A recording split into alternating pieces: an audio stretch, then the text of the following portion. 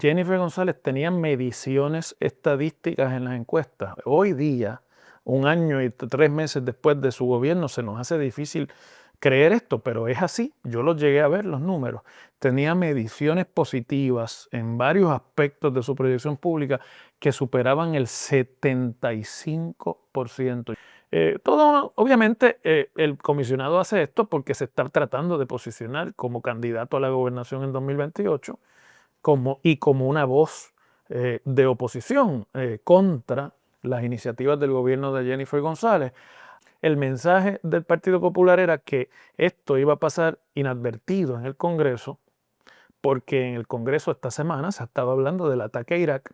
y cuando no se está hablando del ataque a Irak, se está hablando, por ejemplo, de la economía. Entonces, ¿por qué yo estoy hablándoles de esto a ustedes? Porque esto parecería un chiste o parecería un chisme de estos chismes que duran 48 horas en las redes sociales, y sin embargo no ha sido así. No tengo la menor duda que tiene que ver con los números que están leyendo desde el Partido Nuevo Progresista en las encuestas que se hacen sobre la percepción de las diferentes figuras políticas en Puerto Rico. Pero de seguido, detrás de Miguel Romero, la otra figura que mejor mide entre los políticos puertorriqueños contemporáneos, los que obviamente van a estar presentes en la elección de 2028, es Pablo José. Hola, ¿cómo están? Bienvenidos nuevamente al podcast del profesor Ángel Rosa sobre actualidad puertorriqueña. Como siempre, les quiero agradecer que se suscriban a este canal de YouTube, los que nos ven a través de YouTube. Si usted no está suscrito al canal o suscrita, pues háganos ese favor de suscribirse. Aunque no tiene costo alguno la suscripción, a nosotros nos hace mucho bien. Y nos ayuda a que este contenido llegue a más personas. Y igualmente a los que nos siguen en Facebook y en las demás plataformas de podcasting, pues le agradezco mucho el respaldo que le dan a estos episodios que hacemos con la idea de que podamos contribuir sin estridencias y sin fanatismos, ¿no? a la discusión sobre los temas políticos y económicos de Puerto Rico. Vamos a hoy atender un episodio que a mí me ha llamado mucho la atención porque es más lo que dice por lo que no se ha dicho que por la controversia misma que se ha suscitado. Ustedes saben que esta semana que pasó, semana que incluyó el día 2 de marzo, fecha en que se cumple otro aniversario de la proclamación de la Ley Jones en 1917, con la cual se le otorgó a los nacidos en Puerto Rico la ciudadanía de los Estados Unidos, pues se celebró por segunda ocasión en este cuatrienio la llamada Cumbre de la Igualdad y Estadidad para Puerto Rico, una iniciativa de la gobernadora Jennifer González para sustituir la estrategia de la delegación de cabilderos por la estadidad, de congresistas sombra, que fue parte de aquella iniciativa que llamó Ricardo Rosselló en su campaña y durante su gobernación la estrategia del Plan Tennessee. Jennifer González se apartó de eso porque la verdad es que la implementación de esa estrategia hizo más daño que bien al movimiento estadista, y entonces inventó estos simposios, estas conferencias anuales en las que legisladores de Puerto Rico, funcionarios del gobierno, secretarios de agencias y puertorriqueños que viven en los Estados Unidos, pues inundan el Congreso de los Estados Unidos,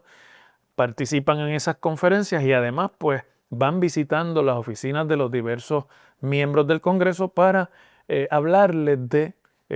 la anexión de Puerto Rico como un estado de la Unión, eso que aquí en Puerto Rico llamamos la estadidad. En el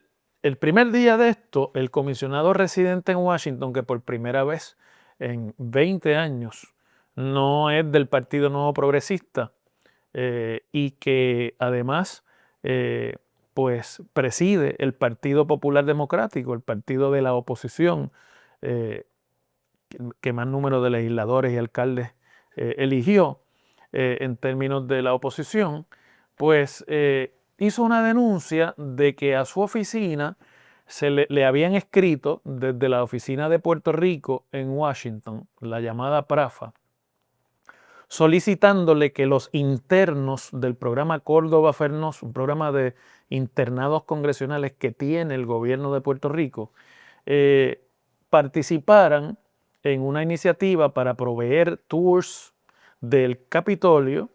a los visitantes de Puerto Rico y de otras partes de los Estados Unidos que estaban en este esfuerzo de la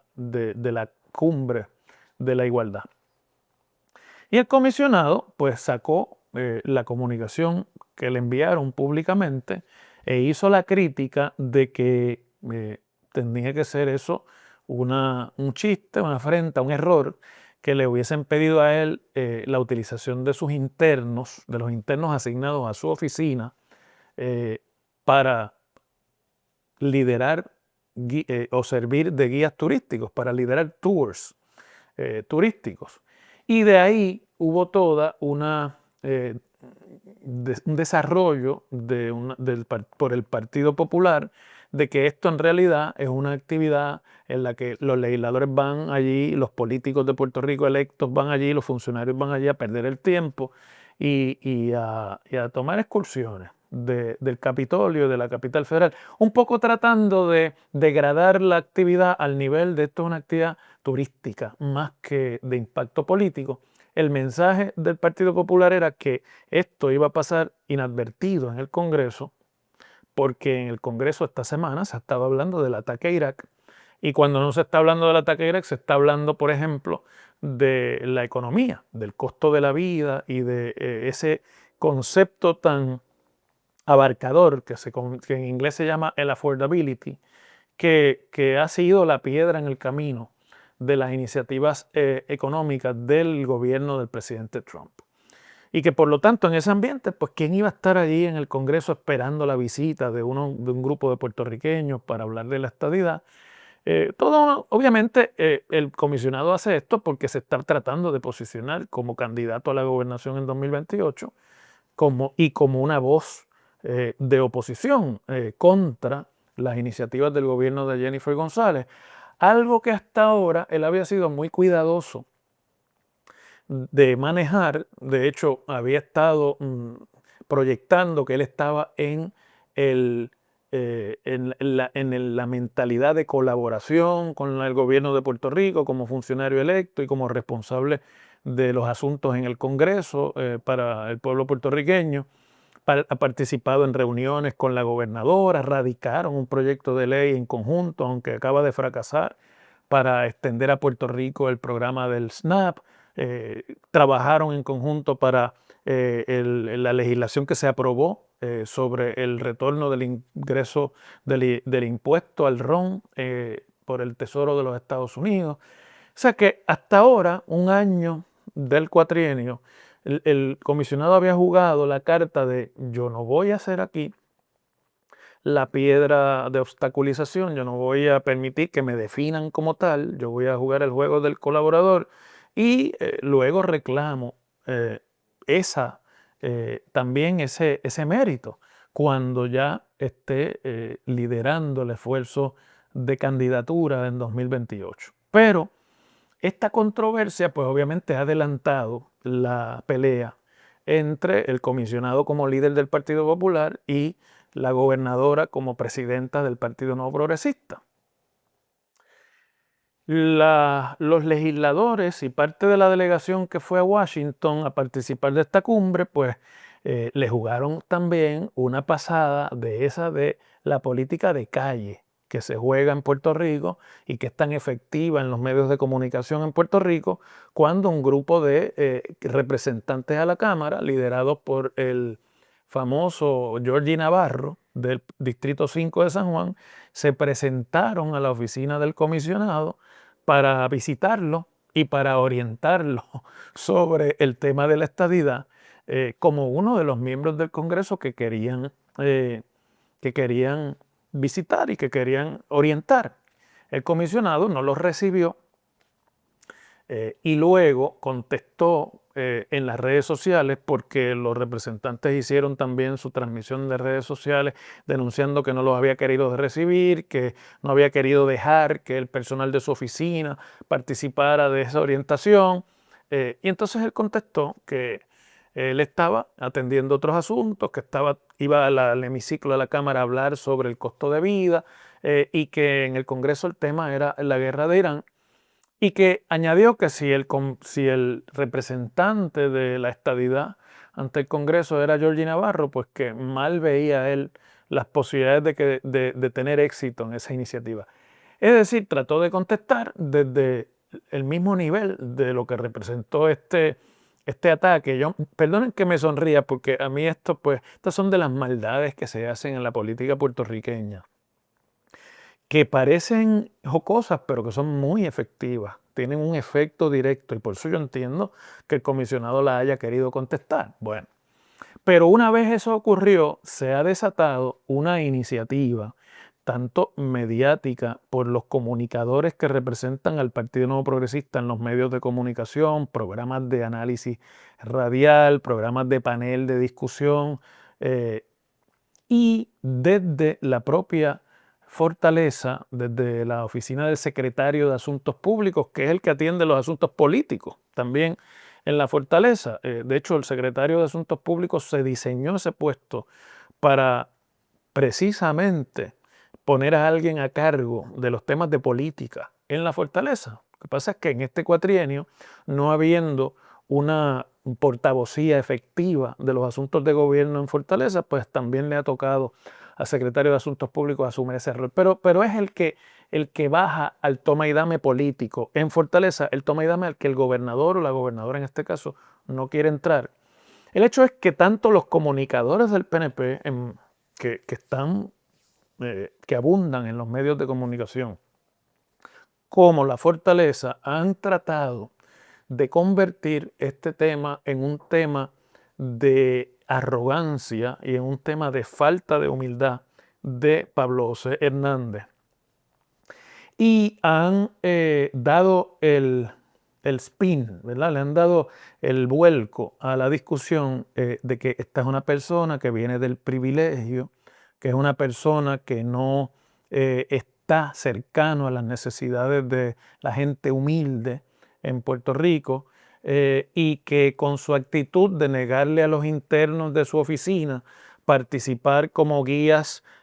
turísticos de los visitantes de Puerto Rico, le había negado una oportunidad a estos jóvenes de adquirir esa experiencia en su internado congresional. Si ustedes se fijan bien, son argumentos realmente falaces, son argumentos banales, pero son argumentos que tienen calado en el discurso puertorriqueño. Entonces, ¿por qué yo estoy hablándoles de esto a ustedes? Porque esto parecería un chiste o parecería un chisme de estos chismes que duran 48 horas en las redes sociales, y sin embargo no ha sido así. De hecho, hasta provocó un intercambio fuerte de ideas entre el comisionado residente y la ex candidata a la gobernación Alexandra Lúgaro en su programa de televisión, en la que ella le cuestionó: bueno, ¿por qué usted está hablando de esto si esto es una cosa que no tiene ninguna importancia? Metiéndose usted en esta discusión, le dijo algo así como: usted no sale más caro que los internos. Él le dijo: bueno, si no fuera tan importante no estaríamos hablándolo aquí en un programa de televisión. A lo que ella le contestó: bueno, pero yo le di la entrevista porque su oficina pidió estar en el programa. Es decir, que esto ha tomado toda una serie de ribetes que ya obviamente aquí hay una estrategia. Y por eso es que yo he querido traerlo aquí al podcast, porque mire, ese mensaje de comunicar que Pablo José Hernández es una figura distante, es una figura, un blanquito, por decirlo de alguna manera, otros dirían un guaynabito, aunque él no es de Guaynabo, pero el concepto de lo que es un guaynabito, una persona que nació en cuna de oro y que nació cuando su abuelo era gobernador de Puerto Rico, que pasó los primeros años de su vida en la Fortaleza, con todo lo que eso significa, ¿no? Desde el punto de vista de cómo lo percibe el puertorriqueño promedio. no tengo la menor duda que tiene que ver con los números que están leyendo desde el Partido Nuevo Progresista en las encuestas que se hacen sobre la percepción de las diferentes figuras políticas en Puerto Rico. Porque vamos a tomar como ejemplo una encuesta que aquí hemos discutido anteriormente en este podcast, la que hace la estadística y encuestadora Lourdes Fernández sobre las figuras políticas en Puerto Rico. En la encuesta de Lourdes Fernández, el político que mejor mide en Puerto Rico en positivos y en percepción pública es el alcalde de San Juan, Miguel Romero. Pero de seguido, detrás de Miguel Romero, la otra figura que mejor mide entre los políticos puertorriqueños contemporáneos, los que obviamente van a estar presentes en la elección de 2028, es Pablo José. Pablo José tiene positivos de nota de A o B entre el 18 y el 20% entre A y B, que ya estamos hablando de un 40 y pico por ciento. Tiene percepción negativa muy baja, que no sube ninguna de las dos, ni malo ni malísimo, del 8%. Y tiene una percepción de neutralidad enorme, la más grande de todas las figuras medidas. Es decir, es el político medido por encuesta que más espacio tiene para crecer, ya sea hacia el lado negativo como hacia el lado positivo. Y es ahí la razón por la cual se ha montado todo este operativo en el que el comisionado, bueno, pues ha tratado de hacer también sus movidas y de dar sus golpes y de proyectarse. El comisionado, estoy seguro que piensa que a esto le saca el beneficio de verse combativo como líder de la oposición y de fiscalizar al gobierno, que es algo que los opositores al gobierno quieren ver. Pero el PNP lo está utilizando sistemáticamente para hacer lo que dice el libro de texto que usted debe hacer con un político que tiene los números de Pablo José. Porque los números de Pablo José dicen que él es como si fuera un lienzo,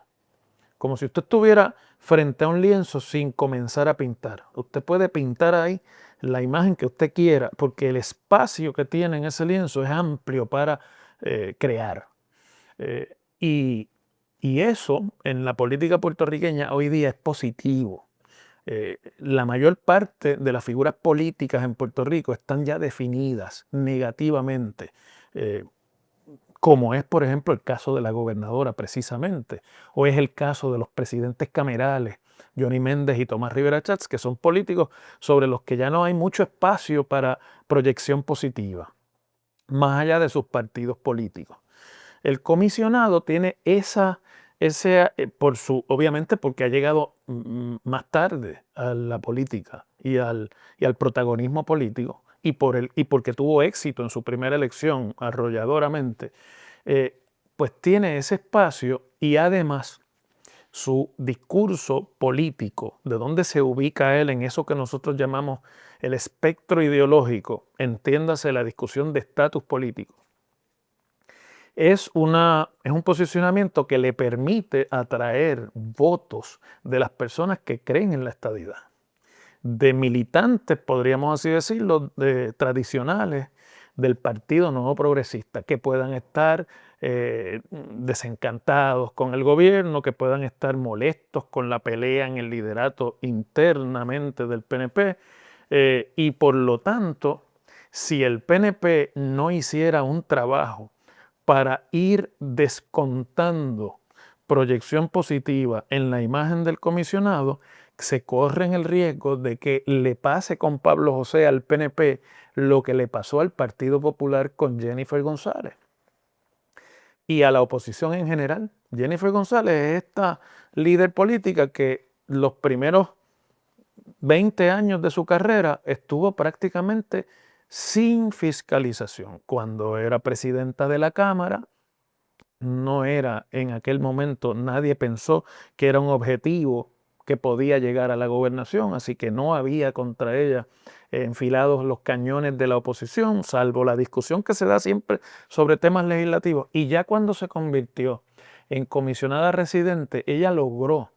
por muchos de los 8 años que estuvo, casi más de la mitad, estar por la libre, haciendo anuncios sobre fondos federales, sobre fondos de la recuperación, sobre asignaciones después de María, sin que desde adentro del Partido Popular nadie realmente la fiscalizara. Se enfrentó a 2 candidatos del Partido Popular en cada una de las 2 elecciones, en 2016 y en 2020. En 2016 se enfrentó a Héctor Ferrer y en 2020 pues no hubo realmente un trabajo del Partido Popular, de los candidatos a la comisaría residente en Washington, de fiscalizar a su contrincante. Y cuando llegó el proceso electoral de 2024, las primarias, pero que comenzó mucho antes, 2022 en adelante,